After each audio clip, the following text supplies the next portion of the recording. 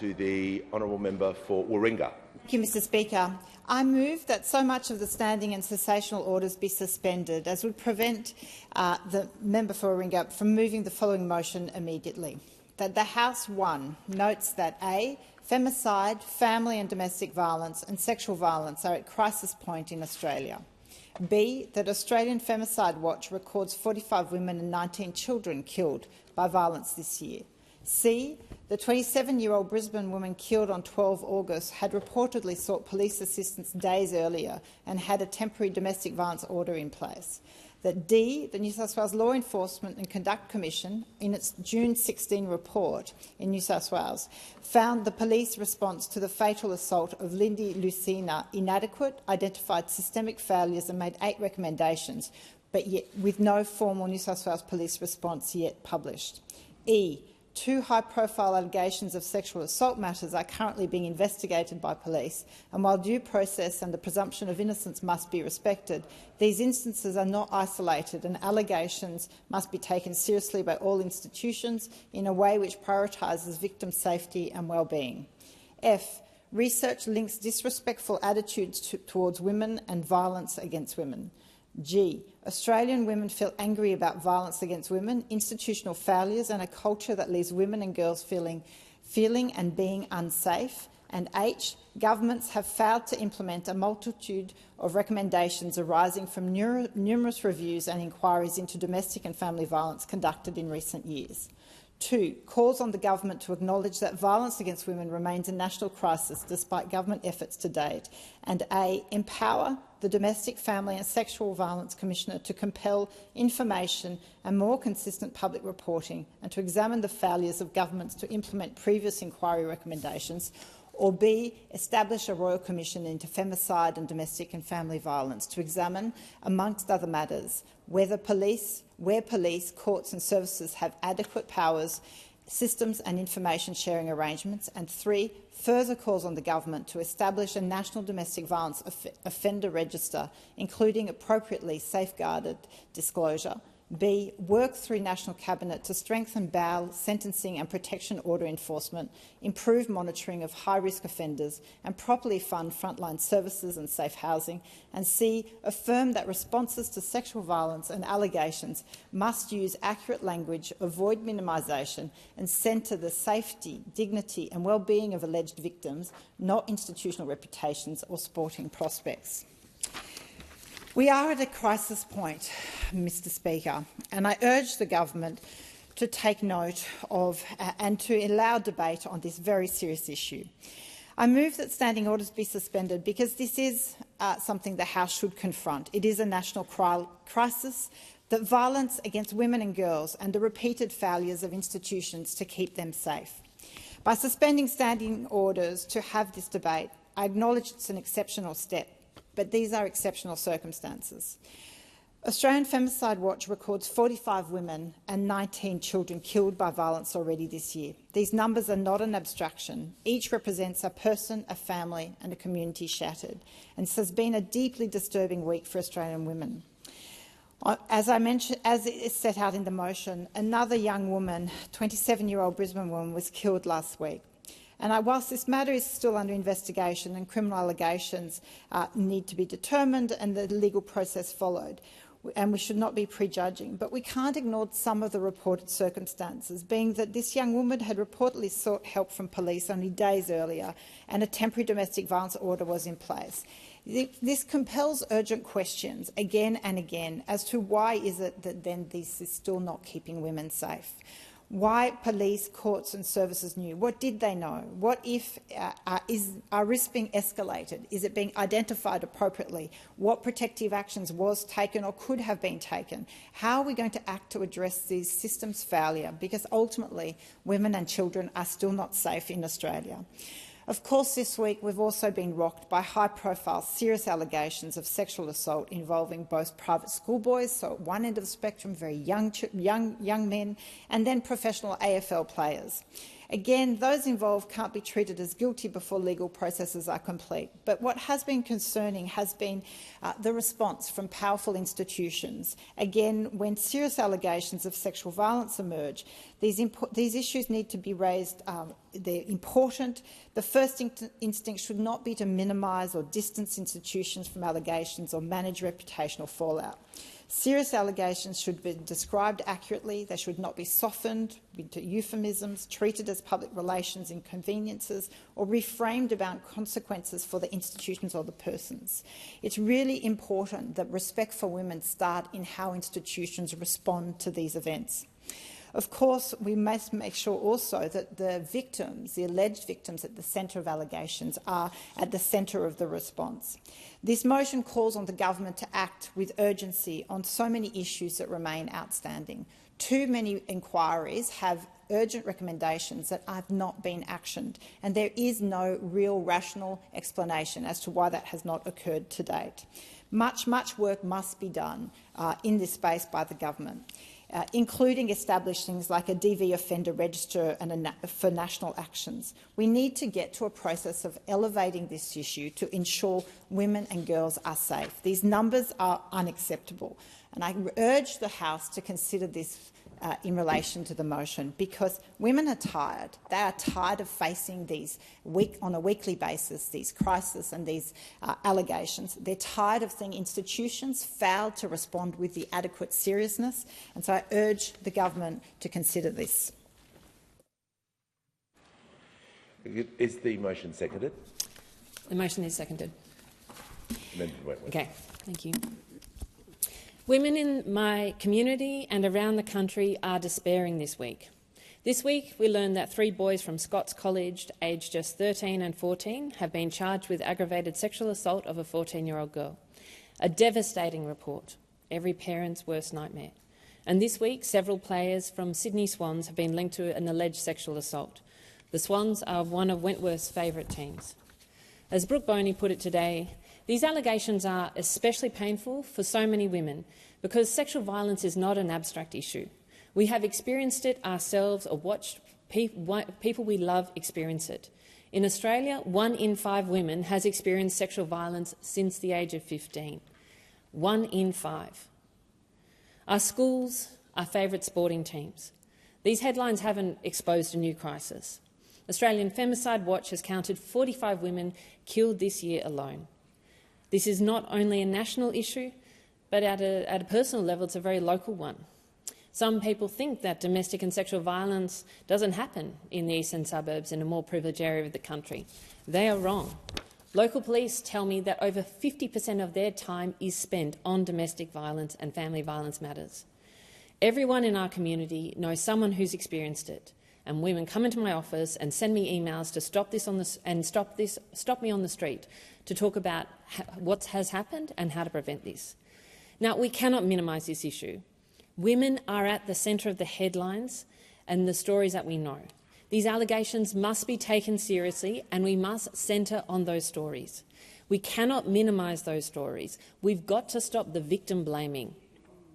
I want to acknowledge the government's work and the minister's work in this space, and I know that the minister takes this work and this issue incredibly seriously and personally.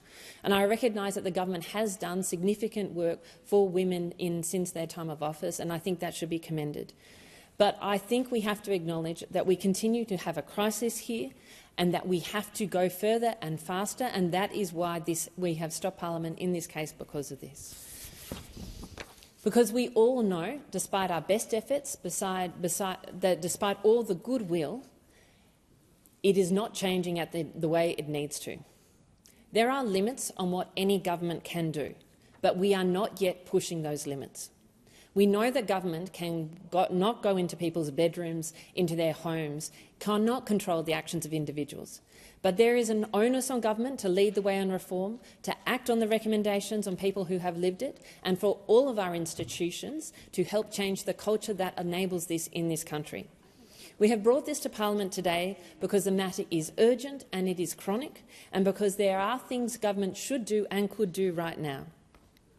We know we need to do more on prevention. Factors like gambling, alcohol, financial abuse, access to childcare. All these factors have been raised with me, and I raised gambling because the government had a choice this week to go further to where people wanted it to go, and it chose not to, and that is not supporting women. Our digital environments are perpetuating this. The government needs to move quickly on its digital duty of care and, frankly, needs to move to fix our feeds so that the algorithms which are promoting sort of toxic masculinity can be stepped away from by those young people who want to. And let's be honest, we have this issue that we do not know how to deal with, that the greatest perpetrators of sexual violence against young women are boys, adolescent boys. We as a country do not know how to deal with this, but this issue has to be on the table if we are going to protect our young girls and our young boys.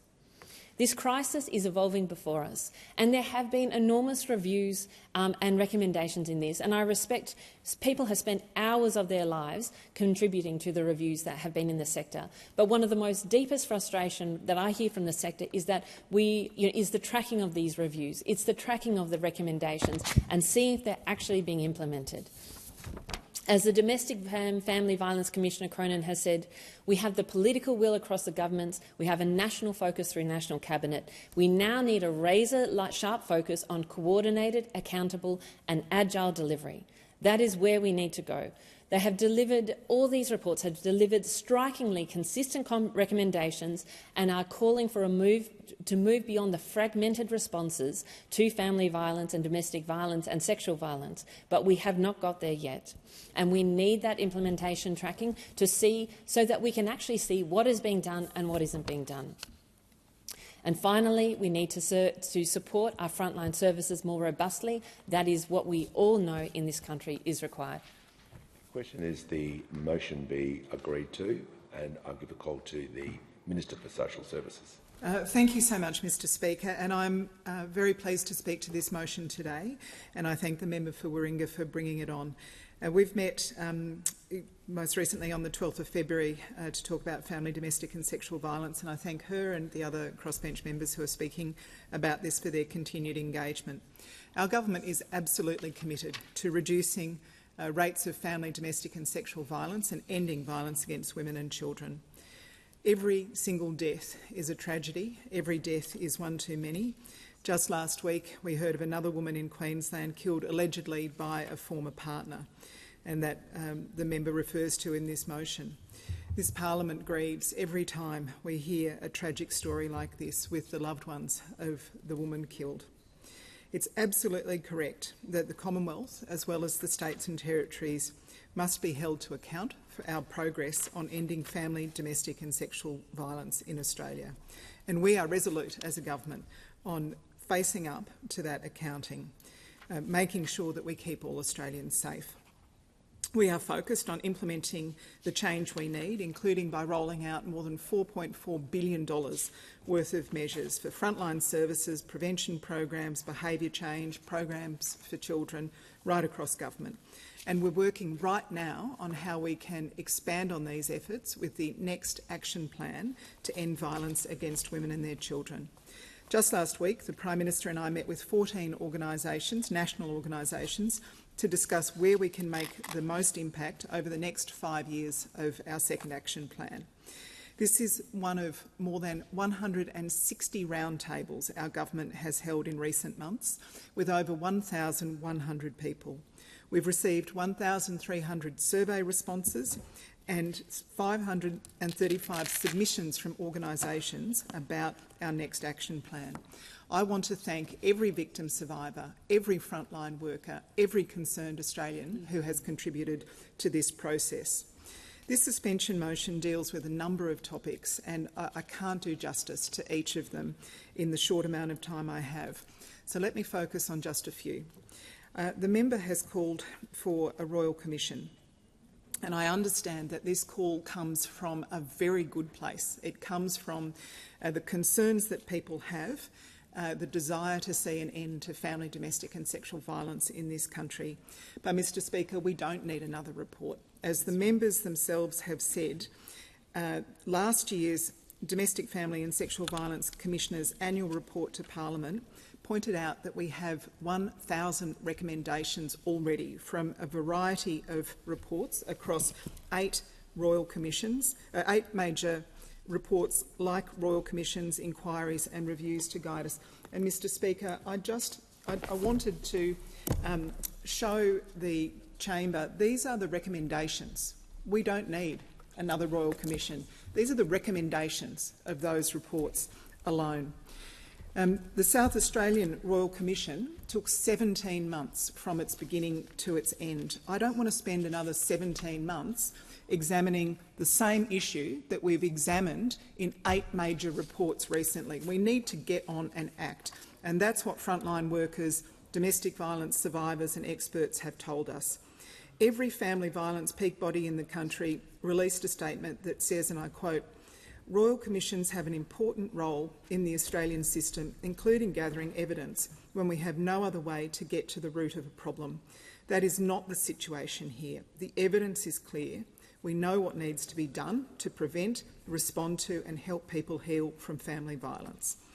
Ending this crisis requires action, and that's what I'm determined to do. It requires conversations at home and in our community, in workplaces. It requires legislative change. It requires our collective efforts at every level. And as a government, our investment has been heavily focused, and rightly so, on response and recovery for women victim survivors. About 80% of our $4.4 billion investment goes to response. So far, we've funded 1,400 organisations to help about 500,000 people, including through things like making the leaving violence payment permanent, an extra $500 million to fund 500 new frontline workers, and $1.2 billion invested in crisis housing so that women and children can safely leave domestic violence. But I have to say, Mr Speaker, this investment in frontline services will never decline until we deal with the root of the problem, and that is stopping the violence before it happens. And I'd also say, Mr Speaker, that when we see state governments and territory governments actually cut their investment in the face of this violence, it's incredibly disappointing. Unbelievably, Queensland, where we've seen this most recent tragic death, has cut $40 million from domestic and family violence services and hidden a report that made 350 important recommendations.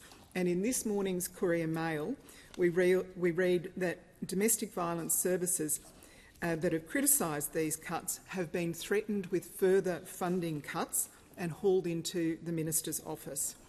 The same case has occurred in the Northern Territory. The Northern Territory has shocking rates of family, domestic and sexual violence, shocking rates, and we've seen horrific murders there recently. They have cut their funding by 11%, more than a tenth of their budget they have cut in recent times. The dollars matter. The dollars matter, and we will continue to invest, and we expect states that are responsible for delivering important frontline services, we expect them to continue to invest as well. But as the member for Wentworth said, we are fighting a losing battle unless we directly address the online misogyny that is driving so much of this behaviour. And we've seen a couple of recent reports that are very disturbing, as the motion refers to, but I would say this. Organisations like schools, like sporting clubs, provide the real-world role models and heroes that our young men look up to. When they're being fed a diet of violent pornography before they've had their first kiss, it is no surprise that we are seeing rates of sexual assault exploding amongst under 18s. The best antidote to that is the work that we're doing as a government to limit the exposure of young people to violent misogyny online. But real-world role models have the power to change this, and they come through our families sitting at the dining table, they come through our sporting clubs, and of course they come through our schools as well. Mr Speaker, the issue of family, domestic and sexual violence will soon return to the National Cabinet. The Prime Minister has said that he wants to go back to the National Cabinet with issues around family, domestic and sexual violence, because we are absolutely, as a Commonwealth Government, prepared to play a leadership role, to invest, to drive change, to make legislative reform, but we need the partnership of the states and territories as well, Mr Speaker. So far, in recent times, as I say, we've invested more than any other government. We've made the leaving violence payment permanent. We've launched the first ever standalone plan for family, domestic and sexual violence for First Nations women, backed by an additional $218 million investment. We've boosted funding for that 500 workers program by more than 70%. We've boosted funding for 1800-RESPECT by 40%. We've invested $183 million to make the child support system safer. We've legislated to make sure our social security system can't be weaponised by perpetrators of abuse. We've funded programs that intervene earlier with men who want to change their behaviours. We've invested in emergency and transitional accommodation. That $1.2 billion is absolutely life-changing. It's a safety lifeline for women escaping domestic violence. We've invested a record $3.9 billion in legal services, with an extra $800 million specifically for family violence legal services. We're reforming the family law system so that it's safer, simpler and more accessible. We're reforming the child support system so children get the support they need. We're supporting the recovery of children who've experienced violence, including with an $81 million investment specifically for child-specific counselling. We've invested $82 million to deliver innovative approaches to better identify high-risk perpetrators and share information about them across state and territory boundaries. We've legislated 10 days paid domestic violence leave. We've made it illegal to fire someone because of their experience of family domestic violence. We've launched an inquiry into domestic, family and sexual violence-related suicide, and, Mr Speaker, so much more. The question is the motion be agreed to, and give a call to the honourable member for McKellar. Thank you, Speaker. I first of all would like to thank my colleague, the member for Warringah, for bringing forward this incredibly important suspension motion. I'd also like to acknowledge and thank the Minister and the Government for all the efforts that they've done to date to address this really important issue. We know that you are genuinely addressing this issue, and we do thank you for that. But we also heard that the rates of sexual assault are exploding, particularly for under 18-year-olds, and it is extremely alarming. I think the finish line is moving ahead of us the whole time. Everything we do is not enough. We are not getting there. We need to change our tact, and we need to be looking a whole lot more at prevention. I was at the Northern Beaches Police Awards the other week, and I spoke to the Acting Assistant Commissioner, and what she told me was really alarming. 80% of the work that they do is related to domestic violence. 80% of their call-outs are related to domestic violence. That is absolutely stunning. It floored me completely. That is what they are focusing on. Whatever we are doing is not enough, and so this is a crisis, and we do need to keep looking at this. I know we've got a lot of reports, we've got a lot of information, but whatever we're doing is not working.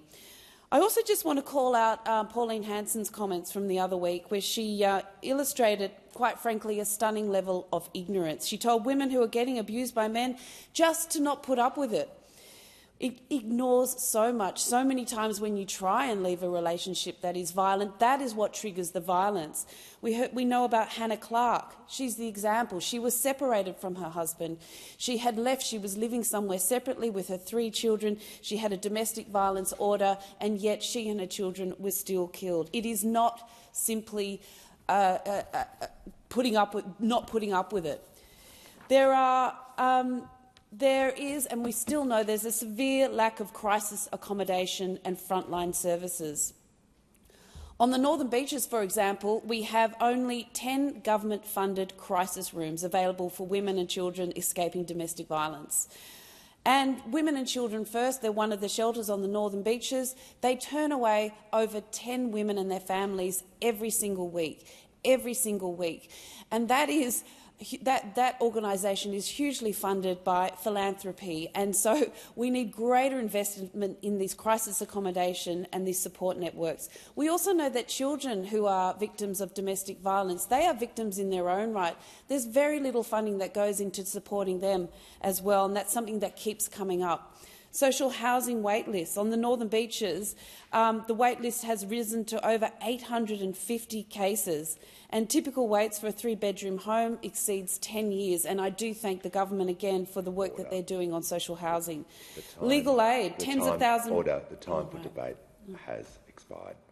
The question is the motion be agreed to. I'll put the question. Those opinions say aye. Against no. I think the noes have it.